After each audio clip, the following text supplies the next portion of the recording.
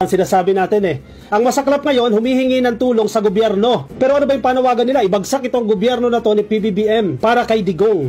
O ngayon, sinong kawawa? Yung mga kababayan nating OFW na nakulong. Ginamit lang ng mga DDS. Ginamit lang ng pamilya Duterte. O ano ngayon? Tutulungan nyo ba yan? Paano ngayon yan? Nakakulong ngayon yan. Nandiyan sa Qatar dahil sa demonstration nila. Iba ang batas ng Qatar, iba ang batas ng Pilipinas. Dito sa Pilipinas, kahit bastusin mo na yung presidente, bastusin mo na yung gobyerno, ikaw pa yung biktima. Kasi freedom of speech, freedom of expression, yan lagi ang sinasabi ninyo. O yan lang ang sinasabi natin Tumbok, nakulong.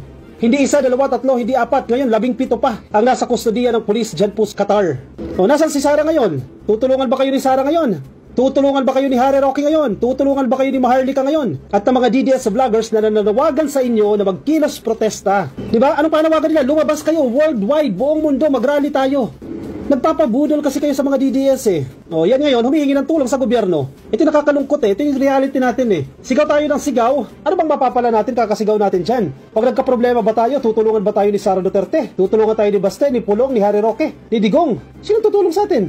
Anong tulong binigay nila ngayon sa mga nakadetain dyan sa Qatar? Bibigyan ka ba ng abogado? Wala. Ang tutulong pa rin sa inyo, gobyerno. At ang panawagan nyo ngayon, tulungan ng gobyerno. Bakit kayo nagpauto sa mga DDS? Bakit kayo nagpabudol sa mga DDS? Ginamit lang kayong mga OFW para sa kapakanan nila. Bira kayo nagbira sa gobyerno, at the end of the day, sa gobyerno pa rin kayo tatakbo. Kailangan nyo pa rin ang tulong ng gobyerno. Hindi nyo ba nare-realize yan?